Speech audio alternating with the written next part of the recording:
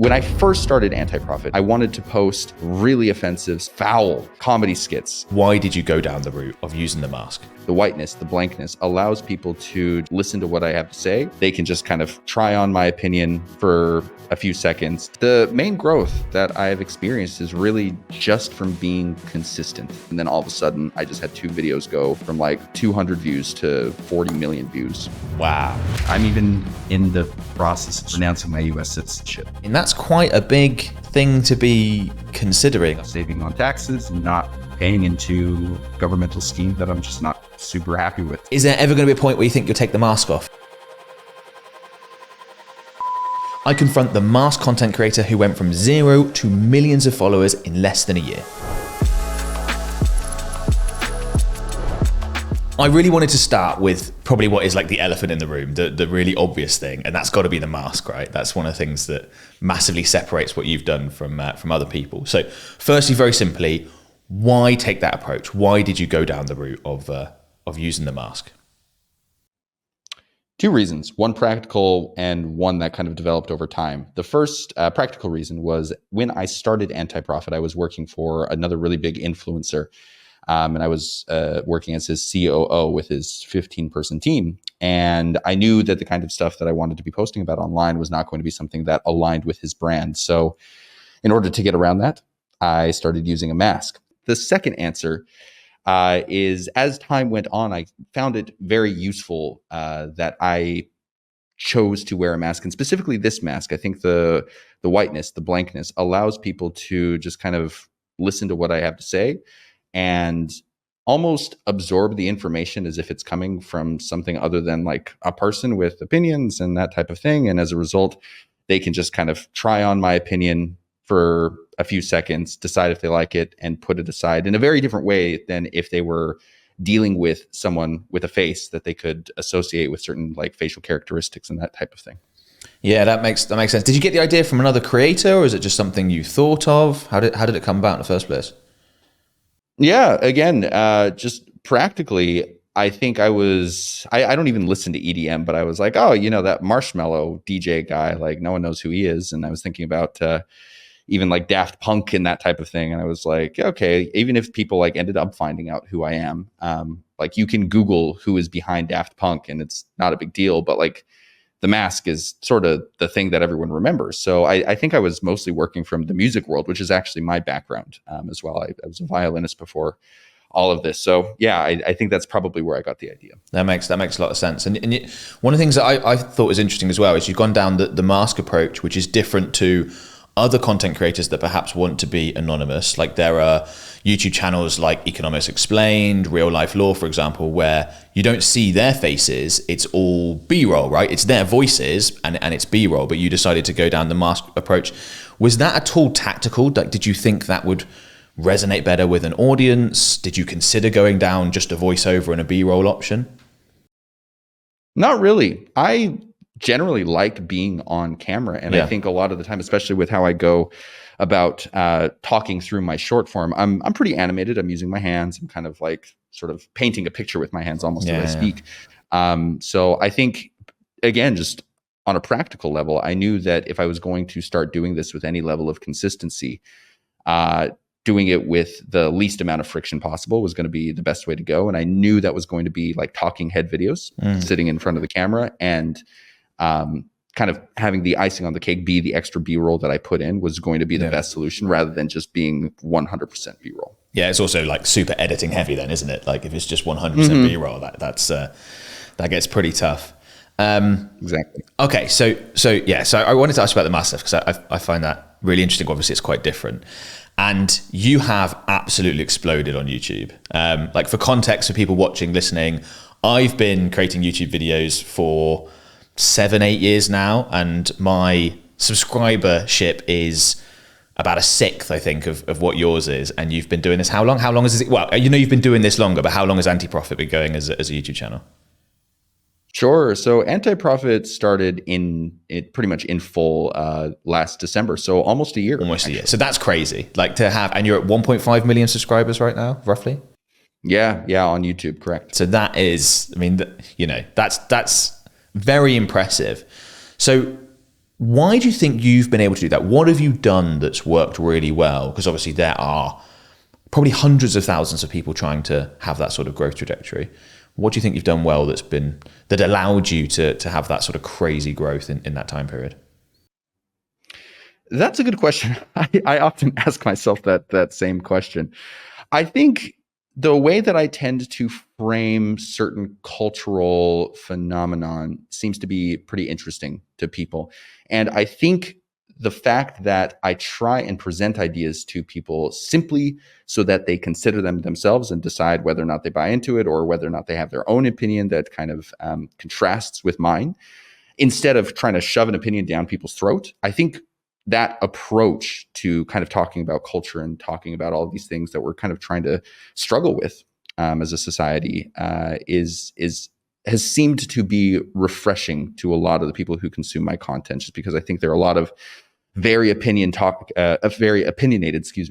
talking heads online, and I think people are tired of being barked at.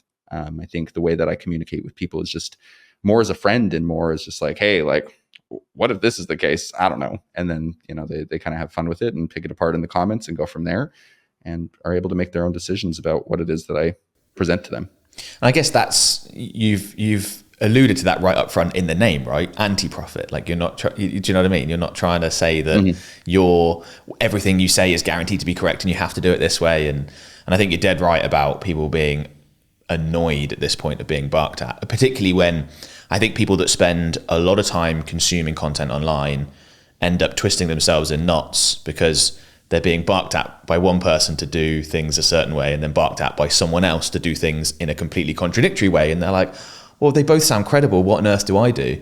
So I think having that more laid back approach, or that more sort of balanced approach, I think is a good idea. Just quickly on the growth, do you think the mask has helped, hurt, or not made a difference? Do you think you'd be the same place if you'd shown your face and all that sort of stuff?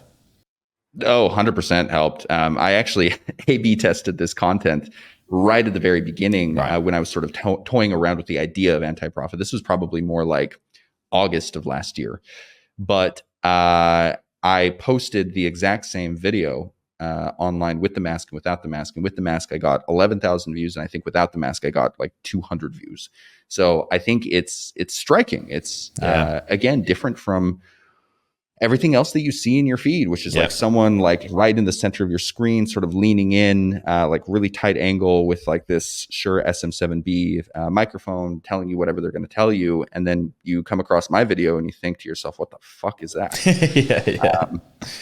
So I think it does kind of hook people in immediately in a different way than if it was just my face. Yeah.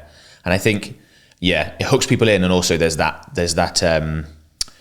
it's easy to remember, I think. If you just see you flicking through and people, as you say, it all looks quite similar. Oh, I've seen someone just like that. Flick on to the next one. Like, oh, even if they consume the same amount of your content as someone else's, because what you're demonstrating visually looks so different, I think that's more likely to stick as well, which is going to be helpful. Agreed. So one of the things I found, really important in growing my YouTube channel, growing my social followings, is what not to do, like what not to waste time on and focus on. So what do you think that you've been quite good at, being like, I'm not going to do any of this, I'm not going to do any of that stuff that people waste time on, and that's, I assume, helped with you focused on things that do matter, and then helped your channel grow so quickly?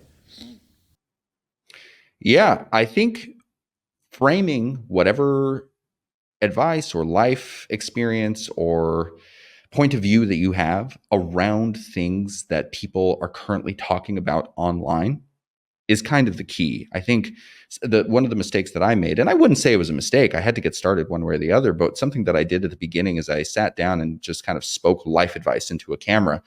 And that's fine, but I think you run into two problems with that. The first is that a person only has so much life advice. And when you're outputting the number of videos that I was outputting at the beginning, which was 14 videos a week, 2 videos a day, that you're going to run out of life advice. You know what I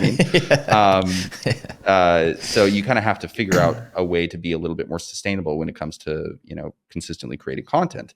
So I think instead of doing that, the thing that I realized as time went on is if I could take that point of view, that lens, that kind of set of life advice that I have from my own past, and instead of just speaking it into a camera, speaking about trending topics that people are already talking about, and using that trending topic as a way to sort of convey the same message as if I was just talking straight into the camera, being like, do this, do this, do this. But again, using the trending thing that everyone is talking about, it allowed me to never run out of ideas, because life continues to happen and things don't stop happening. There's always going to be something to comment on. And on top of that, it feels, again, less like I'm just sitting here trying to tell you how to live your life. Yeah. Okay. Yeah, that makes a lot of sense. I think that tapping into those trends, those changes, it does make content creation a lot easier. Like a lot of the content that I create when I create my talking head videos is all around various digital marketing related topics, Facebook advertising, Google advertising, things like that, right? And these platforms are constantly changing. One of the questions I get from people all the time is like, how do you come up with the ideas? Well, actually, these things change so often that the ideas kind of present themselves. Although I'm definitely not doing 14 videos a week like you have been doing. In terms of that growth that you've managed, which is, as I said, been really phenomenal. Is there anything you've done outside of the content creation itself that has helped? Obviously, you do podcasts like this and stuff like that. Is there other tactics you've done external to just the content creation to help with that? Not really. The main growth that I've experienced is really just from being consistent. Really, for about 30, maybe even 40 weeks, I really was consistently posting 14 videos a week. And the great thing about posting that amount of content is it gives you a lot of data to kind of look at and see what works, what your audience likes, what they don't like, how long videos should be, how to kind of craft like your first verbal hook at the beginning of a video in order to get someone's attention.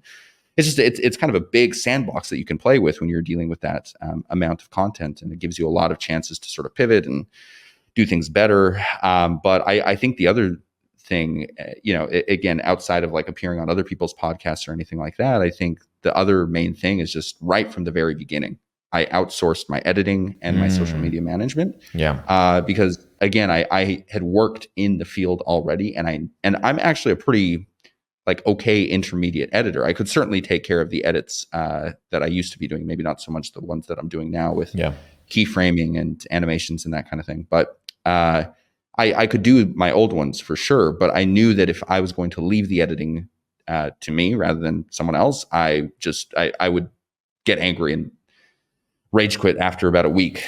So I knew hiring that out, as well as hiring out a social media manager who could post at my peak engagement times in the US. Because again, I live in Bali, that would require me waking up at 5 or 6 in the morning. I just knew I wasn't going to do that either. So I just was realistic with myself and said, okay, I'm going to hire out these positions. And that allowed me to be consistent from the very beginning, so that all I had to do was come up with interesting ideas. Yeah, and I guess also you wouldn't have been able to get anywhere near that much volume out either if you'd have been just doing it all yourself, given the time. Yeah, though I probably would no longer be here on Earth after about 20 weeks. I probably would have gone insane. I started out editing my own videos right at the beginning, but my editing was basically cutting the end off and the beginning off and taking out errors, and then it was just uploading. You could get away with that a bit more 7 or 8 years ago, though. So that's handy. Yeah, well, I think something that I talk to beginning creators about is when they're first starting. I actually don't think that's the worst idea, at least for maybe 2 or 3 weeks, because if you don't have any experience editing, if you hire on an editor, it's very difficult to communicate with them if you don't actually know the lingo, or you don't know how, at least have a rudimentary knowledge of how the editing software actually works. But if you do that for 2 or 3 weeks, you kind of get that insider's knowledge, and it allows you to expedite your workflow a lot more, a lot faster. Expedite a lot more. That's grammatically correct. Excuse me. And as a result, it just kind of keeps things swimming along nicely in a way where if you didn't have that verbiage or lingo, you'd probably get a little bit bogged down. Yeah, and just as a best practice, as someone who is hiring people for anything, if you have an understanding, even just a little bit of the role that they're doing, that's going to be really beneficial, because if you don't, there will be people that you hire that'll tell you, oh yeah, that's going to take me 2 weeks. And with a bit of knowledge, you might know, no, I want that by the end of the day. That doesn't take that long. You need to crack on and exactly things like that. Cool. So I noticed you seem to focus primarily on short content. Was that the case from the beginning, or did you test longer form versus short form and just see that shorts performed better and lean into that? How did that come about? No, I knew that I was going to do shorts from the beginning. I'm still playing with the idea of doing long form. To date, I've only done one proper long form piece of content. It's me cooking a steak and talking about healthy boundaries. I have seen that. It's good. Yeah, no, it was a fun video. I actually had a really good time doing it. It made me hungry though. And good. That's great. I mean, you should try that recipe. Dressing the board is the way real G's make steaks. But yeah, no, outside of that, I mean, if I have any long form content on my YouTube channel, it's really just as a result of that particular short having happened, to have gone over the 60-second mark. But yeah, from the beginning, I knew that I was going to be able to get the most traction with shorts. I knew that was going to limit, the amount of ad revenue that I can bring in. But the thing that I was more interested in was the audience, was getting the eyeballs in front of the work and kind of going from there and leveraging that in the directions that I wanted to leverage it. So that's what I ended up doing. Okay, so I'll get back to my conversation in a second. Before I do, a couple of things I want to quickly let you know about. I own a marketing agency, and if you're a marketer, business owner watching this, there are a couple of ways in which I could potentially help you. So firstly, I have a mentorship program. So if you want to learn how to get great results with Facebook ads, Instagram ads, etc., you can go ahead and check that out. Secondly, we have an agency that runs, creates, manages, and optimizes ad campaigns for our clients. So if you're a business owner thinking, I'd love to have an agency that can get me great results, we can do that for you. Again, there'll be a link in the video description below. So if you want to click on either of those, you can go through, book a free call with one of my team members to find out more. And hopefully we get a chance to work together. Yeah, for those who don't know, the difference in ad revenue between long videos and shorts is on YouTube is very significant. But as you say, I would argue that, and you just articulated it there, that the value in an audience from a business perspective, a marketing perspective, is in the eyeballs, not the ad revenue for the most part anyway. So that makes sense. How much of your time is taken up with like content creation now in terms of your weekly work week? What sort of percentage is actually planning, recording videos? Sure. I mean, recording is it kind of depends on how many videos I'm doing per week. At this point, I'm doing 7. That might end up going back up to 21 in the next couple of weeks, TBD. But regardless of if I'm doing 7 or 21, if I'm doing 7, I can knock out all of my videos recording wise in less than 15 minutes. If I'm doing 21, it usually takes around 35 minutes. And then in terms of knocking out the scripts, that kind of depends. That's kind of a bit of an ebb and flow. Some weeks, as of late, especially, I've found that I've really kind of started to get some writer's block, just because I don't know. I think in some ways I'm starting to sort of graduate out of sight of short form because some of the arguments that I'm trying to make just can't be made in 60 seconds. And I think it's a stronger and stronger signal that I need to go in the direction of long form. But just to give you an average answer, let's say I can probably knock out 14 scripts if I really needed to in about 3 hours. And if I am really just taking my leisurely time between just like researching and writing the actual scripts, I'd say probably around 5 hours, no more than that. Wow, that is pretty quick. But then that comes with experience, doesn't it? Being able to make things more efficient and know they're good. Cool. Okay, so just jumping off YouTube slightly, you have large followings on Instagram, TikTok as well. Why take that multi-channel approach? Why not just go with YouTube, which obviously seems to be your main platform, but why did you want to diversify there? Just because I wanted to have yet another vanity metric where if one platform wasn't doing well, maybe another one was. And honestly, I say that kind of humorously, but it's also kind of the truth. I think having 3 platforms where you can kind of test the same content allows you to have a couple of different sandboxes, to use that word again, to play around with, because especially when you're starting out and these platforms are using kind of random seed audiences to test your content against, it can be pretty demoralizing when you think you have a real banger of a video and you end up getting like 25 views on Instagram. But the nice thing about having these three platforms is it really gives you three chances to potentially hit the jackpot with the algorithm, at least at the beginning, right? To hit the jackpot with the algorithm and have the algorithm put your video in front of the right people. And then you can start to see that, your premonition that that particular video was going to be a banger was actually correct, or it was not correct. And I think, especially for beginning creators, that's the most valuable thing that you can actually have at your disposal, because again, it's really demoralizing to get those 25 view videos, especially when the only thing that prevented you from actually getting views was just you got the wrong seed audience. So having three different sandboxes was very useful for me in that regard. Did you know that YouTube was going to be the main one when you started? Did you think that was going to be the case? Or? No. Okay, interesting. No, not at all. That's shifted 3 times at this point. So the first platform that I was really excited about was TikTok, because I got a banger video over there, I think 3 million views, and that's where I really started to get subscribers. And then Instagram was the next thing to take off, and this was about 6 or 7 months, or probably 5 or 6 months into posting at this point. And I think Instagram had something like 80,000 followers. TikTok had like 150, maybe 200,000. And then YouTube, 5 or 6 months in, still had 1,300 followers. I really didn't see a lot of success on that channel for a long, long time. And then out of nowhere, at about month 5 on YouTube, I went from 1,300 followers to 300,000. And then I lost about 10,000 followers over the course of like 4 or 5 weeks. And then I went from 300,000 to 1.1 million, something like that. So there are some reasons why I think the YouTube was delayed in its growth.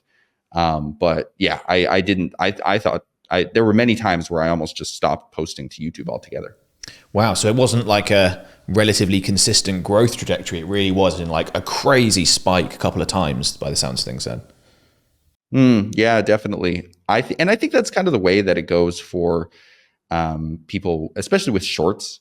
I think a lot of this growth is like exponential, kind of comes out of nowhere and then kind of, relaxes and then blows up and then kind of relaxes and that type of thing. But again, I think the biggest problem that I had, this is a bit of a tangent, but I think you and your audience will find this interesting, is when I first started Anti-Profit, August of last year, I wanted to post violin videos because that's my background. I'm a trained professional violinist. I wanted to post the kinds of things that I post now. And I also wanted to post really offensive satirical skits.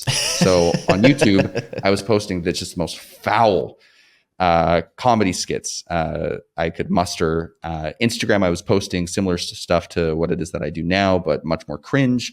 And then TikTok, I was posting violin videos. And I did that for about a month, and I saw no success on TikTok with the violin stuff. And I got around 300 subscribers with the offensive stuff on YouTube. And after that first month, it seemed like the direction to go based on the data was with, the kind of stuff that I post now on Instagram. But the problem was because I had those 300 followers on YouTube that subscribed to me because they liked my offensive comedy. After I came back after a few weeks and started posting like motivational, these guys were like, what the fuck is this? Yeah. And I think as a result, the content really suffered because that seed audience that I had built up kind of screwed me over for a while. But then I think once I had a catalog of really around 250 videos, I think the algorithm all of a sudden was like, okay, this stuff performs. And then all of a sudden I just had 2 videos go from like, 200 views to I think like 40 million views, something like that. And that's really what kind of got things started on YouTube. Wow. That is remarkable. Yeah, I think a lot of people, I've spoken to a lot of people that have run into a similar issue you described there, where they're trying to change their personal brand or expand their personal brand, let's say. Mm-hmm. And it can be really difficult to do. And that sounds like you weren't sort of too far down that road, and it still hurt being able to then pivot. I'm sure you have as well, but I've spoken to people that have been creating content on a certain topic for years, and then they want to start talking about something else, and you're like, this is going to be so difficult to do. And a lot of people, I've seen a number of YouTube channels where you see people try and do that. They do that for 6 months and it just gains no traction because their audience isn't interested in the new thing that they want to talk about. And then they sort of end up scurrying back to their base, and all of a sudden their views pick up again. Obviously, there are some examples of people doing it really well, like Alex Hormozy, for example. He just spoke about gym stuff online for years and years and years, and then took a break and came back and started creating much broader business related content, and it's just absolutely taken off. But there are many, many more that struggle with that, trying to pivot. So at least you didn't go too far down that line. Yeah, agreed. I think the thing people it should keep in mind when they try and do that kind of thing is just kind of consider their personal brand as sort of like an umbrella. I talk about a pretty vast number of things, things that might seem kind of unrelated, but you can kind of fit it under the anti-profit umbrella. Like, it's generally like some self-improvement stuff, some cultural commentary, some this and that, and it all kind of fits. Whereas I've seen, travel content creators, for example, create these beautiful, like, cinematic, like, masterpieces, and then try and go into like the game show arena, and it just doesn't work. So I think if you can kind of keep that seed audience idea in the back of your head, that every piece of content you put out is first shown to your followers, and then the algorithm determines how that piece of content works with your followers. If your followers like it, then the algorithm is more incentivized to show it to a larger and larger seed audience. If you can keep that in the back of your head and kind of combine it with this umbrella idea, you can make a pivot, but it has to be somewhat related. Yeah, and I mean, there's a good example of that for people watching this who may have followed my stuff for years. Is that's what I'm doing with this podcast, right? Is I'm going from specifically just quite detailed tutorials to do with various online advertising platforms to try and broaden out, but making sure that the content is still relevant to people that are interested in marketing and building personal brands. And we've discussed, obviously, your crazy growth on YouTube, which is very much tied into that sort of stuff. And then hopefully that gives you the permission, almost as you described, to be able to talk about broader stuff and it be pushed out to newer audience and things along those lines. Well, just know that me and your audience are very much looking forward to you including your OnlyFans under your umbrella. That's really what we're waiting for. Oh man, we weren't supposed to announce that yet. That was supposed to be kept hidden for a while. But there we go, cat's out of the bag on that one. Fab. So one of the things I wanted to ask about with your personal brand, because it is like somewhat unique. Obviously, there's YouTube ad revenue and ways of monetizing that, and I know you offer a service, and I'm going to ask about that in a second. But do you get like sponsorship opportunities, or because of how you're positioned, does that sort of thing more difficult to come about? What's that been like? Yeah, definitely more difficult, and I honestly don't really want to do that too much, just because I think my audience, like especially in shorts, for example, if I were to do a sponsored video in a short, pretty much the whole video has to be about whatever it is that I'm talking about. Whereas with long form, you can be talking about like something for 20 minutes and then take like, 30 to 90 seconds out of a video and talk about like XYZ product. And people have come to sort of, kind of understand that that's sort of the name of the game and it's just part of the package when it comes to watching videos on YouTube at this point. But with shorts, it's just, I don't know. To me, it feels like a bit of a waste of people's time to put out a video that's only about that thing that I'm being paid to talk about. And on top of that, I think the main draw for people when it comes to my brand is knowing that I'm just basically talking into a camera based on what it is that I actually think.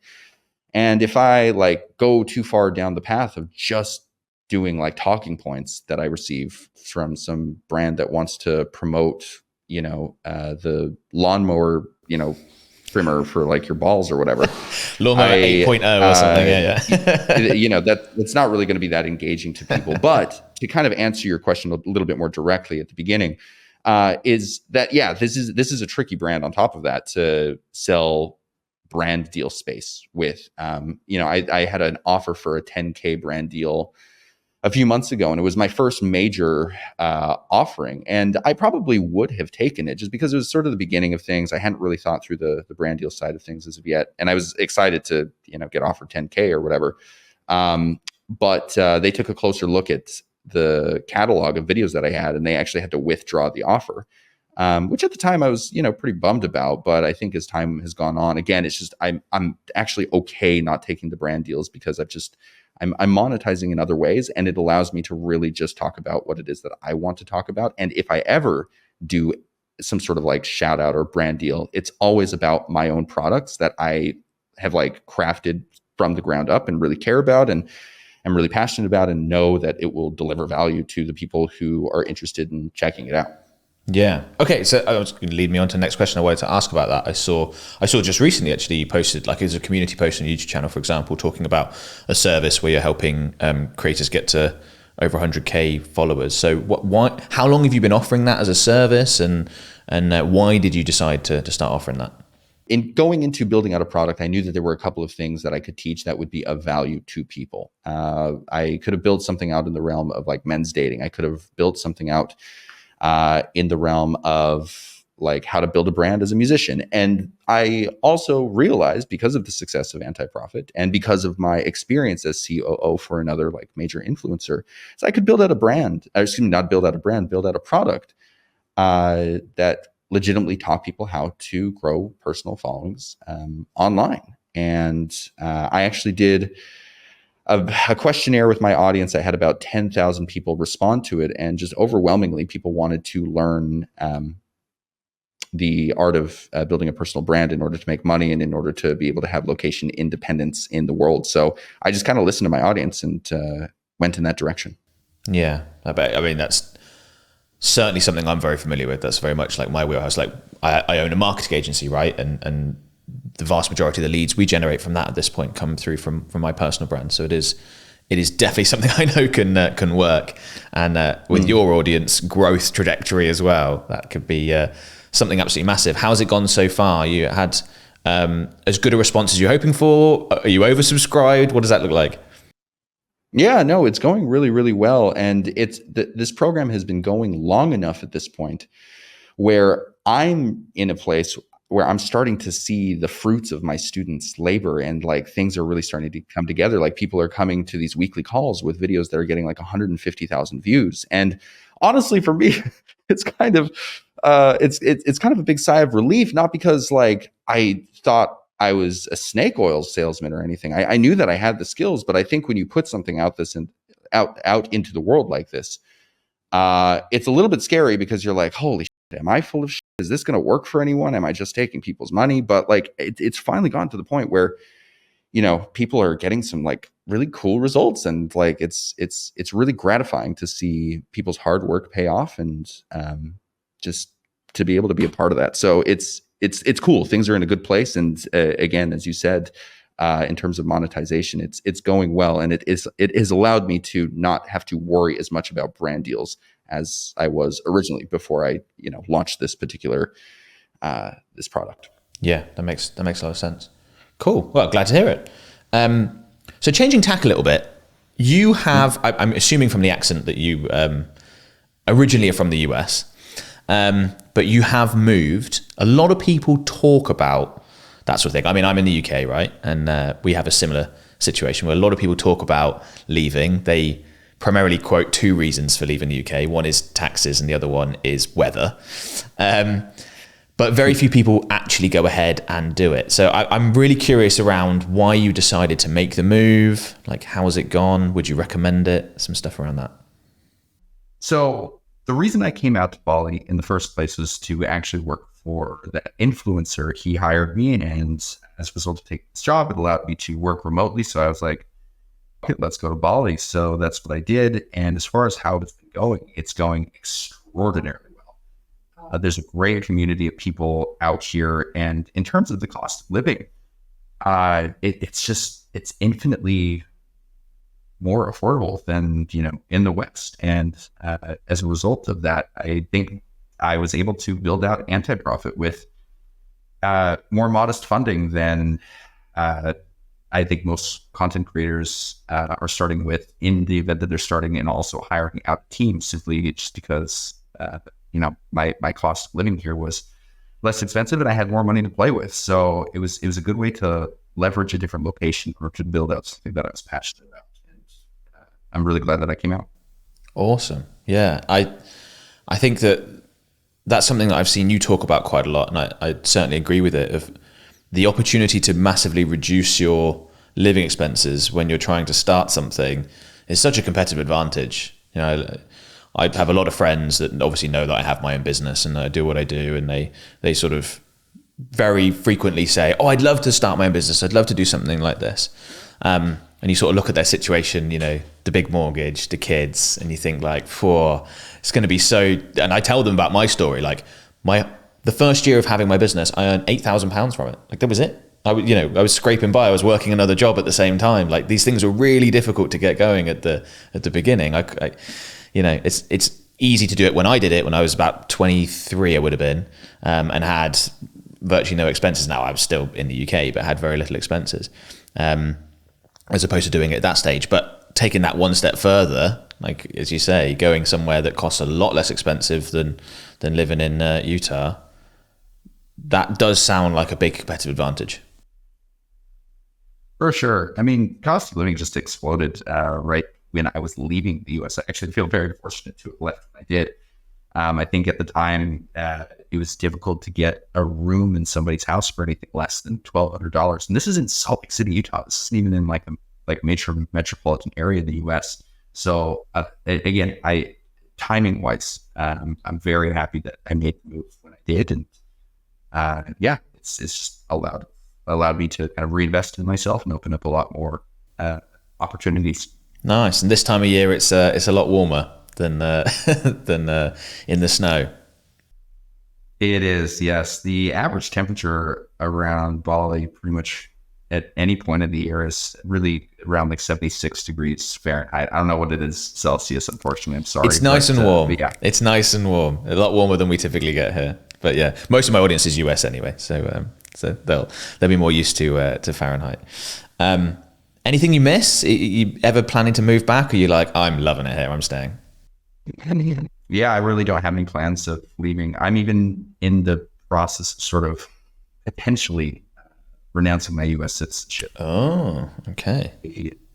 Yeah, thinking about becoming a citizen somewhere else, and doing that for the purpose of saving on taxes and not paying into a governmental scheme that I'm just not super happy with. So I think where I end up is to be determined, but that is kind of the direction of my thinking as of late. But as far as things that I miss, I very much miss having like electronic stores that just have shit in stock. You're like, you have to like special order stuff, and there are like crazy taxes because everything that gets imported into Indonesia is like taxed heavily. So that's kind of annoying. But even as far as just like flying over to Kuala Lumpur, which is a very fast flight and cheap flight, you can get most of what you need over there for regular prices to bring it back to Bali. All is well. Cool. So you may well move around, but certainly not back to the US, not anytime soon. I don't think so. I think if I do anything, maybe getting some sort of like Caribbean citizenship or something sounds pretty reasonable, because if I wanted to see my family, you go down there, fly them all down, we can hang out for a little bit. But yeah, I don't know. I think as far as my ideal lifestyle at this point in my life, doing 4 months in Bali, I think Bali is a special place in my heart at this point, but doing 4 months here, 4 months in the Caribbean, and then maybe 4 months more like in the realm of like Europe or something, and that could be interesting, but that's also a bit of a question. That sounds very fun. Renouncing U.S. citizenship, I mean, that's quite a big thing to be considering. I mean, I know there are, for U.S. citizens more so than citizens of anywhere else, there are tax implications to, like, so for example, as a British citizen, if I leave the UK, I'm not going to be taxed by the UK anymore. The US, it is different. Obviously, that's a motivating factor. Everyone wants to pay less taxes, right? Is there anything else behind that? Do you feel sort of angry towards the US? Maybe that's not quite the right word. Do you feel like you sort of don't want anything to do with it anymore? Well, That's honestly something that I'm kind of struggling with myself. I really don't have that much ill will with the US, but I think I'm in a place in my life where if I'm betting on the possibilities that'll open up in my life if I renounce my US citizenship and go the direction of something like St. Kitts or something like that, versus the opportunities that are going to open up in my life if I remain a US citizen. I think the former is, presents a lot more possibilities for me than the latter. And as far as like my identity as patriot or US citizen or whatever, I felt less and less that way over the last like 1 or 2 years. And maybe it's because of the line of work that I'm in. Maybe it's because I've just been outside of the US for a while. But I think that my identity has more to do with ideals than it does with geographical land and soil and that type of thing. I think the idea of renouncing my citizenship is not really something I'm all that worried about, as long as I can get another passport that allows me to travel with similar privileges. I don't really see too much of a negative side. Yeah, that's very interesting. I think it's something that I think a lot of people, there's so many more options now, and I wonder how this is going to affect particularly Western societies. There seems to be a recurring theme in my community, which is, let's say my community is marketers in the UK that have done well for themselves, and they've made a name, and they've often got businesses attached, and they've made some money. And the amount of times I will catch up with someone, once every 6 months, and then the next time I speak to them, oh, they're in Dubai now. And it's like there's a very recurring theme of they work really hard, they struggle for years, they get a business to a certain point, they get to the point where they're making really good money, they get that first tax bill, and they go, no, this isn't for me, I need to leave. Interestingly, when I was coming up with guests for this podcast, drawing up a guest list recently, I thought, okay, well, marketing's my wheelhouse. We'll start in that field, and we'll speak to the UK-based marketers that have a name to start with. And I was going through the list, and I was thinking, so few of them are still in the UK. So many of them have moved abroad. And I just sort of, you extrapolate that, and you think, what is a country like the UK going to do with that if people who start making really good money leave, and then you don't get any of that tax revenue? That doesn't seem like it's got a good ending to me, but I don't know if you've thought about it from a Western country standpoint of the impact of people being able to do things like what you've done and go, actually, I can go, so I'm going to. Yeah, sure. Well, I am not going to go too far down the alarmist rabbit hole. I don't think this is the venue for that, but I do think that a lot of those type of policies, as well as other policies, are going to end very badly for Western countries, but they'll do what they always do, and they'll change course to hopefully try and attract wealthy business owners back to their countries, because they see what they are losing as a result of essentially incentivizing them to leave. And hopefully things will even out over time. But yeah, I think like anything else, they're just going to have to get like hard numbers in front of them, and those numbers are going to have to be very, very compelling. Which is going to require a lot of evidence for bureaucracies to make big moves like that. So I'm not holding my breath, certainly. Yeah. Okay. Yeah. Cool. So going back to, the content creation side of things, I wanted to ask you about some of your future plans. Obviously you've had a lot of success so far. Sounds like you're enjoying what you're doing. What does the future look like? Are you going to continue creating content on the topics that you're creating on right now? Are you going to try and expand? Have you got a thought on, are you still going to be doing this in 10 years time? Have you got thoughts around that sort of thing? Yeah, I am really enjoying what it is that I'm doing. And I think the great thing about a personal brand is ultimately, whatever it is that you're doing with short form or long form, if you're building like your own products, I could really pivot from a course that teaches you how to go viral on social media to something like a supplement or something in a few years' time, if I'm passionate about it. And again, if it's under that generalized umbrella. So I think, I really enjoy talking about the things that I talk about. I think if there's going to be any major change in the next couple of months, it's going to be in the realm of long form. And I'm playing around with a couple of different ways of doing that, whether I go with, the traditional model of just releasing one video a week that my team and I work really hard on, well scripted, well shot, all that good stuff, whether that's going farther in the direction of what it was that I was originally doing by releasing 2 videos per day, but having that be in the realm of long form and having it sort of like again, I don't know if that would be like a reaction channel or sort of like quasi-media conglomerate that comments on cultural phenomena, who knows? Or it could be a podcast. I just don't know yet, but I think, I'm here to stay. I'm here with Anti-Profit for the foreseeable future. Cool. So it's going to be content media related, but what form that takes may well change, which is probably exactly how I would have answered a similar question, to be fair. So that's interesting. Is there ever going to be a point where you think you'll take the mask off? You're going to, big like 10 million subscribers and the mask comes off and you can all know who I am? Or is that not going to happen? No, I don't think so. Again, I think the blankness of this mask allows people to, I don't know, in a way, see themselves in my content. And I think if I were to take the mask off, I would rob people of the experience of being able to do that. And again, I would then become just another person shoving an idea down your throat. I really think that a person's face has that kind of power. And I don't know. I really don't think I'll ever take the mask off, because it would almost defeat the purpose of what it is that I'm doing. Do you worry that people will out you, as it were, that you get a big enough profile and someone will be like, someone who knows you might be able to identify it, be like, this is the guy, and then, or has anyone tried to do that already? Is that a concern you have? Not really. At the end of the day, when it comes to the stuff that I'm saying on social media, I try to make a point to only say things on camera that I would say without a mask as well.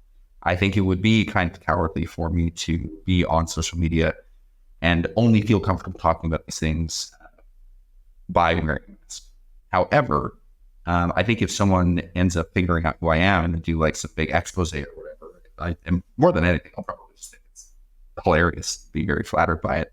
I remember a couple of weeks ago, I was at Bangkok doing the live stream on my Instagram, and I don't know who this person was, but I think somebody in the chat was asking, hey, it's like, anyone know who this person is? And someone in the chat like wrote out my entire name, including my middle name. I was like, oh shit, who is this?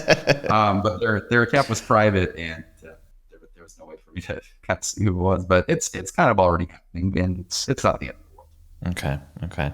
I guess even if that were to happen, you're still very much, looking at the way these things go. Let's say that information was publicly available. I imagine 99% of the people that watch your stuff aren't going to hunt for it. They're not going to find out. It's just going to allow you to still create the content that you create and probably experience the upsides that come along with that anonymity, without a lot of the downsides. I mean, you mentioned before that you worked with, big content creators. Did you have any experiences with them where their fame, as it were, had some negative consequences and you thought, I don't really fancy some of that stuff for myself? Sure.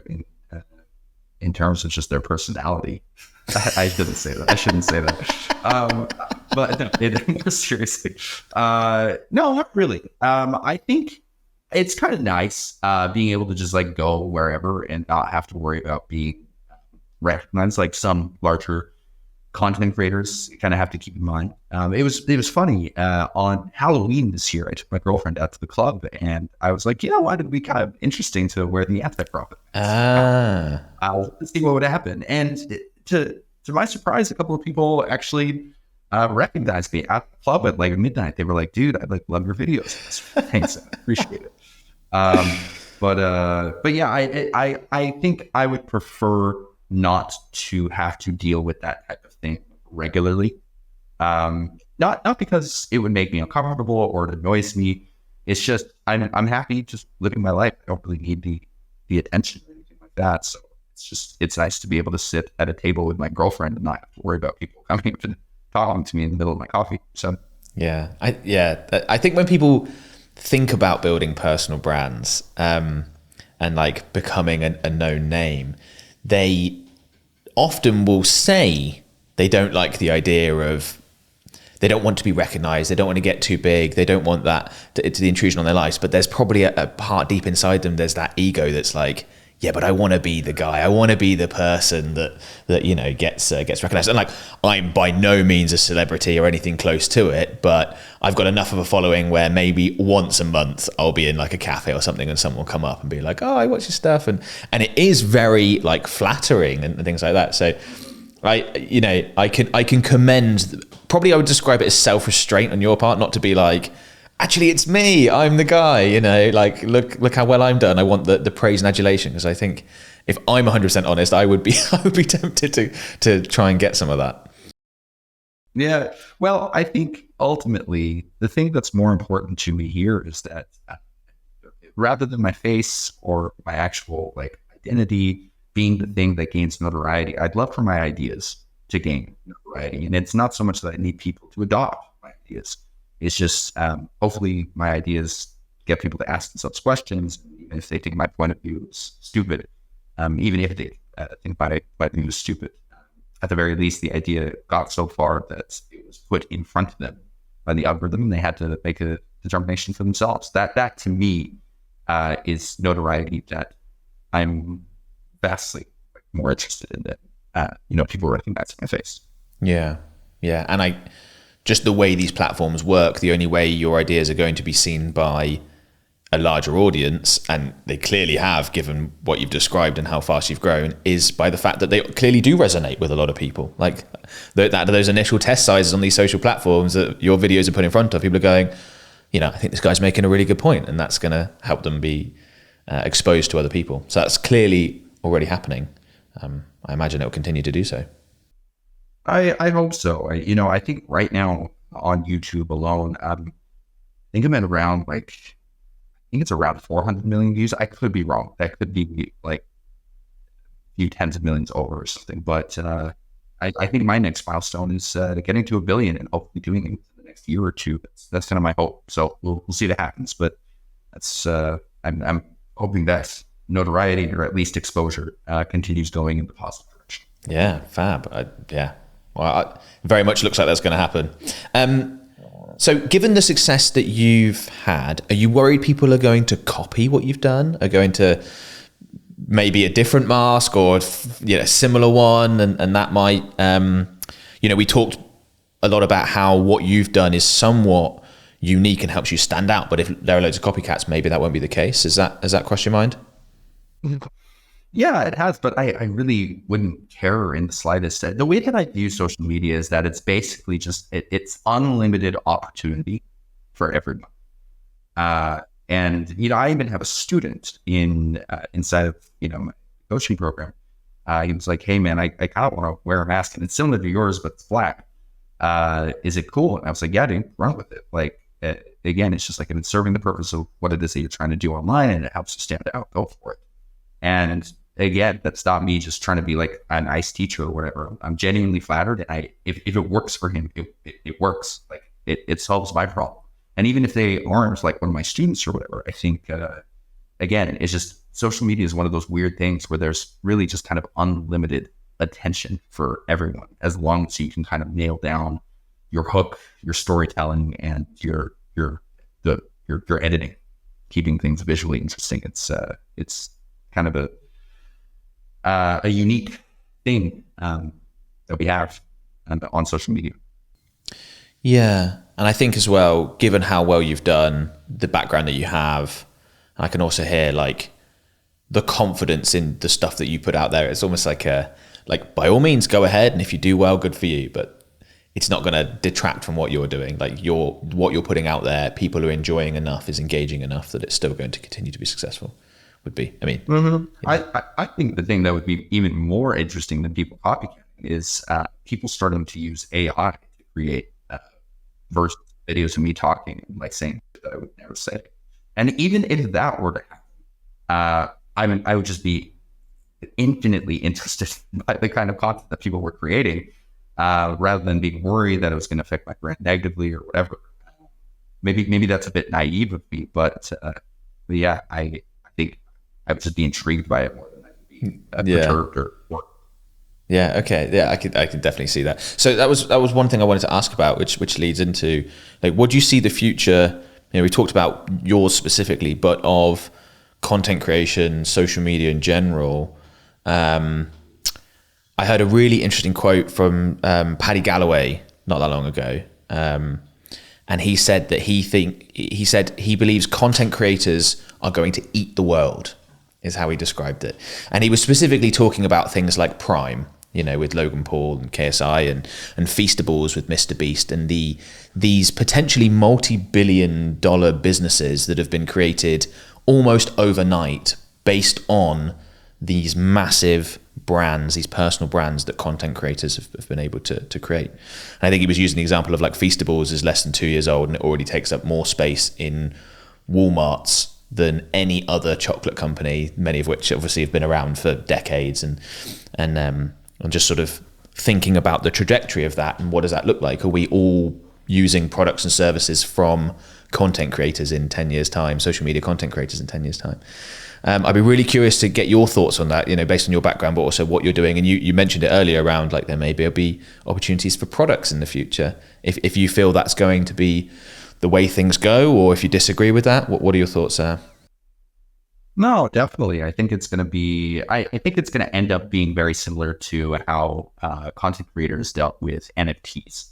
I think that there's going to be a huge gold rush once people like really key into the fact that like there's a lot of money to be made here. And then as a result, there are going to be a lot of content creators that create shitty products and lose confidence, audiences and that type of thing. And then content creators will have to clean up their act in order to attract audiences, and the cycle will continue. It's kind of similar to what we were talking about with the West in general and their relationship with entrepreneurs. I think that's probably the way that things go. But yeah, I think being able to speak directly to someone that you've built trust with, that shares a worldview with you, like that's always going to be a more powerful brand to audience relationship than, you know, anything that like Coca-Cola is ever going to be able to do.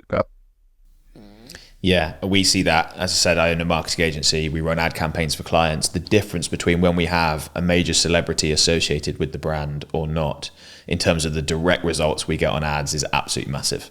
It's night and day difference. We've worked with clients before where we're like, I think we need to get someone involved here that's really going to help elevate this ad campaign. And, you know, you get someone that's got a lot of clout, particularly if they're appropriate to that brand, like that person lines up quite neatly with the product service being offered, and just you can see triple the results just by having them do a product demonstration ad, for example, as opposed to someone that doesn't have that name. So that's interesting. So yeah, I hadn't thought about that in terms of the roller coaster effect. I'm probably too bullish on social media content creators, thinking that they're going to be the next Mark Zuckerbergs and own the next huge companies. Like, is Mr. Beast going to be the next, equivalent of a tech giant, and be one of the wealthiest people in the world? But there probably will be, as you say, a lot of content creators that rush to that, produce very poor quality products and services, which then leads people to be very skeptical of, oh, okay, yeah, what's this product service? Oh, so-and-so is backing it. Like, oh, I don't know. I bought something from this other guy, recommended it, and it wasn't very good, so maybe this won't be very good as well. And then I suppose it will level out after that. I hadn't really thought about that. That's interesting. Yeah, I think that will really start to take off once we see like tutoring schools or after school services, or even like entire like education programs being built out for like students under 18 that trains them to be like social media like content creators. That's going to be like the signal that like things are really cooking. And I think that's coming. I think a lot of families over the next 10 years are going to realize that, just like sending your child to something like a music school for violin, or some sort of like performing arts school for drama, like you can send your child to like social media school. And, once the culture really keys into the idea that attention is like the new oil in terms of like commodities of 21st century, entire industries are going to be built out. And then from there, I think more of kind of what it is that I just said is going to happen when these like little Gen Zers start to realize that it's really not that hard to make this shit happen. And they've already kind of realized that, but like in mass to the point where people start building out like industries to support the Gen Zers and the Gen Alpha, whatever. I think that's kind of where things are headed. Yeah, it's certainly a good way to go down well at like a kid's birthday party. Is, if you mention that you're every now and then I've like had an 8-year-old ask me like, what do you do? I'm a YouTuber. Really? And then they got 1,000 questions then, and they'd have been bored with almost any other answer to that question. But as soon as you say that, I wouldn't really consider myself that, but it's easier than explaining that you're I go in an advertising agency or something like this. You say you're a YouTuber. Oh, I make YouTube videos. What? There's a lot of interest in that. Yeah, and as we know, you say there's clearly a lot of commercial opportunities there. There's many jobs in that space, and there will be a shift. So obviously, thank you very much for taking the time to speak to me. It's been really interesting to talk about your growth and how things have gone. If people want to find out more about you, to either consume your content or potentially, given my audience interested in your services, how should they go about doing that? You can find me on Instagram, YouTube, and TikTok at anti.profit, profit like religious profit, not capitalism profits. And you can find me on Twitter at anti_profit_. I'm like 90% sure about that, but if you can't, you should be able to find me regardless. Cool. Okay. Awesome. Fab. I love having chats like these, but I'd like to know what you think as well. So let me know in the comments below. If you want to watch another one of my podcast episodes, you can do so right here.